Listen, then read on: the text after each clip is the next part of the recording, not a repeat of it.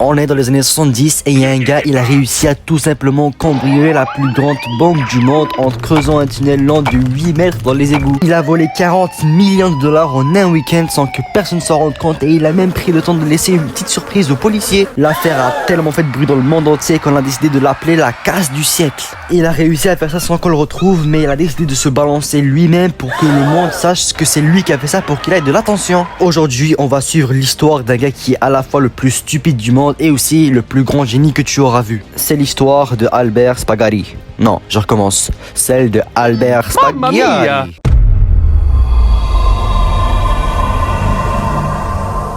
Albert est né en décembre 1932 dans les Hautes-Alpes, mais bon, vous l'aurez deviné, il n'est pas né en France, lui c'est un bon italien. Sa famille est très pauvre. On disait qu'il vivait dans une cabane en bois et à ce qui paraît, son toit était constamment cassé et ils essayaient de le réparer en y mettant des draps. C'était les plus pauvres de tout leur village à tel point qu'ils devaient mendier leurs voisins pour avoir des petits bouts de pain. C'était la misère complète pour eux, mais comme le dit ce légendaire proverbe, chaque mauvaise chose a une fin. Il arrive donc à sa famille un événement dont je vous laisse deviner. A. Ils gagnent au loto et ils peuvent donc dégager de leur vieille cabane au beau milieu de nulle part. B. L'église du coin leur donne les moyens pour se payer une rénovation de leur toit. Ou C. Un de leurs oncles éloignés décède et une somme d'argent astronomique leur revient, ce qui leur permet de dégager de leur vieille cabane. Faux, c'était D. Le père d'Albert meurt parce qu'il a trop bu d'alcool la veille. Oui, tu m'as bien entendu. Facilement l'une des morts les plus bêtes de l'histoire. Alors maintenant qu'ils ont perdu leur seule et unique source de revenus, Albert est obligé de quitter l'école pour se trouver un travail. De toute façon, l'école il n'a jamais aimé ça, alors ça va juste être une bonne nouvelle pour lui qu'il soit déscolarisé. Maintenant, Albert, qui est âgé de seulement 10 ans, doit travailler dans une usine de sac à main avec un salaire de 8 sous par jour. Juste que ce petit salaire s'est vite transformé en un salaire 1000 fois plus grand. Il a réussi à trouver un moyen de voler les sacs à main qu'il a lui-même produits. Le plan était simple. Il fait exprès de gâcher la production d'un sac à main en trouvant une partie pour qu'il soit obligé d'être jeté à la poubelle et qu'à la fin de la journée, il les ramasse tranquillement. Juste que ses collègues, ils se sont rendus compte qu'il faisait exprès alors qu'ils décident de lui suivre pour voir ce qu'il fait après. Ils se rendent compte de la supercherie et ils avertissent directement les gérants et c'est donc un renvoi direct pour Albert. Ça a fait rager Albert. Le plan qu'il avait mis tellement de temps à peaufiner a été saboté par ses propres alliés. Il est tellement fâché qu'il décide de devenir fasciste. Vraiment, je crois on l'a perdu le frérot. Comme quoi, il ne faut jamais faire la balance. Le petit Albert, c'est une preuve humaine de ce qui peut arriver si on fait ça. Les années passent et il enchaîne les petits bolos qui se finissent tous de la même manière. Il est viré parce qu'il a été pris en train de voler. Notre frérot Albert, il en a marre de sa vie merdeuse. Il veut juste de l'action. Et en parlant d'action, la guerre d'Indochine éclate, alors il prend directement le premier avion direction champ de bataille et mort certaine. Le poteau, il s'est vraiment cru dans Call of Duty, mais le pire c'est qu'il est premier degré trop fort. Ne me demandez pas comment, mais une fois il a réussi à voler un tank ennemi et il a décidé de se jeter directement dans la base ennemie pour bombarder une de leurs bases de repos avant de s'enfuir le plus vite possible. Est-ce que c'est bon pour vous? Cet exploit, il était tellement incroyable qu'il a reçu une médaille pour sa bravoure et il a réussi à être promu caporal et donc chef de son escouade. Ça a donc fait de lui le caporal le plus jeune de l'histoire de la France car il avait juste 15 ans quand il a été promu. Il a donc obtenu beaucoup de privilèges en étant promu. Un étant qu'il pouvait aller dans un bar chaque vendredi soir pendant que ses collègues sont en train de se faire massacrer. Mais bon, on connaît bien notre Albert, ça ne lui a pas pris beaucoup de temps avant qu'il fasse une autre grosse dinguerie. Il a eu l'ingénieuse idée de braquer le bar car il disait que le bar forçait les femmes à y travailler en étant sous-payées. Sauf que le gars du comptoir il l'a reconnu hein. C'était un de leurs meilleurs clients et il se faisait bien plaisir chaque vendredi soir, alors son excuse de femme esclave s'en dégage. Alors Albert il a parti du champ de bataille parce qu'il est condamné à 5 ans de prison ferme car le barman il l'a pas du tout pardonné hein. Pendant ces 5 années en prison, il prend des cours de soudure et de chaudronnerie avec une spécialité sur les coffres forts. Lorsque son temps en prison est fini, il décide de se recréer une nouvelle vie. Le petit Albert va vivre à Dakar pour travailler avec une société fabriquant de coffres forts et c'est là où il rencontre une très belle femme au nom de Audi. Par toute coïncidence, ils se rencontrent dans un bar, là où il avait tout perdu pour maintenant tout recommencer. Il déménage en France pour pouvoir se marier là-bas. C'est bon, Albert Spaghiari est maintenant un nouvel homme qui renaît de ses cendres pour devenir un homme droit et bon.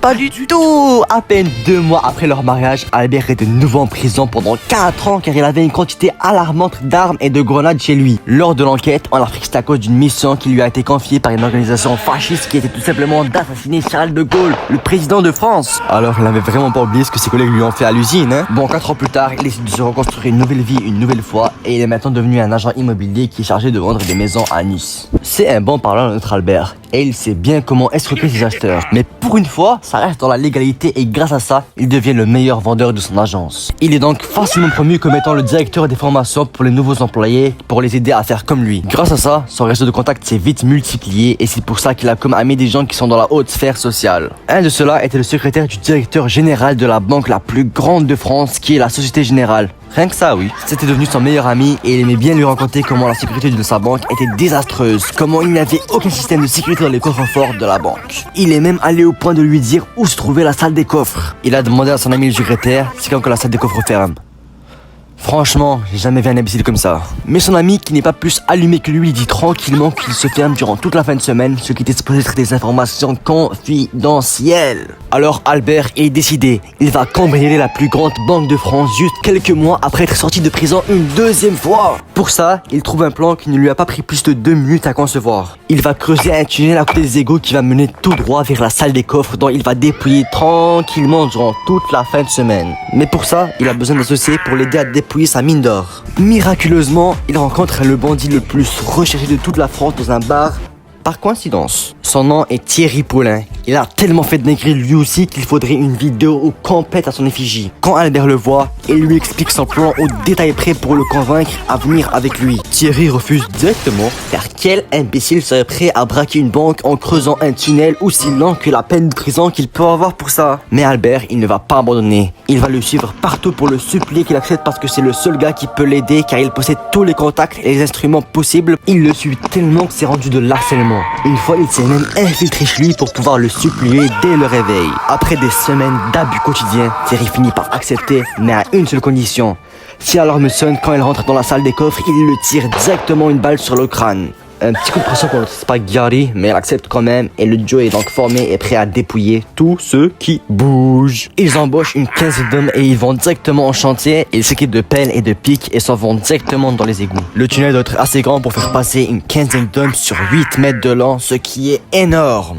La tâche est donc colossale, surtout que des fois la roche était tellement dure qu'ils pouvaient passer une semaine entière pour miner juste une seule roche. Et selon les plans ingénieux d'Albert, c'était obligatoire qu'ils creusent sur des égouts et l'odeur était donc horrible et il devait respirer la merde des gens 8 heures par jour pendant 3 mois complets. Et pour empirer tout, il était commun qu'ils se coincent dans le tunnel tellement ils étaient serrés. Leur quotidien était exactement comme dans les vidéos de claustrophobie sur YouTube. Une fois, cet imbécile d'Albert a failli perdre la main en se la coinçant dans la roche. Son équipe a donc passé 1 jour et demi au complet sans dormir à tout faire pour le sortir de là. Ils n'ont pas remettre de machine avec eux car ils risquent de faire trop de bruit et c'est pour ça que le temps et l'effort pour miner une petite roche prennent plusieurs heures. Il ne faut pas oublier qu'Albert est un vendeur immobilier le matin et un mineur le soir. Il est un peu comme Batman, jusqu'à la place de faire du bien, il fait le mal. Mais bon, leur acharnement a fini par payer et le samedi 17 juillet à 2h du matin exactement, ils arrivent vers leur dernier obstacle qui est un mur en béton armé de 1,8 mètres de long. Ils ne peuvent pas l'exploser car il risque de faire trop de bruit et qui sait réveiller les gardes ou je sais pas quoi. Ils décident de le percer et finalement, leur dernier obstacle finit par céder pour laisser entrer les titans. Soit dit en passant, ça a sûrement dû être les 10 secondes les plus stressantes pour Albert parce qu'il savait bien ce qu'il allait lui arriver si l'alarme sonnait. Au cas où quelque chose arrivait, Albert a fait souder la porte de l'entrée du coffre pour s'assurer que personne ne pourra entrer, on sait jamais. La salle des coffres est maintenant devenue leur chambre d'hôtel. Ils se mettent bien et décident de la décorer en y mettant comme poster les photos intimes des gens qu'ils ont dérobés. Ils ont même fait leur petite fête avec l'alcool des gens et ils ont même réussi à faire leur petit barbecue avec la viande qu'ils ont ramenée spécialement pour l'occasion et avec l'argenterie des coffres. Bon, ils étaient trop à l'aise et Albert, qui exagère toujours tout, s'est même permis de retourner chez lui pour faire une date avec Audi dans un restaurant en plein milieu du braquage du siècle.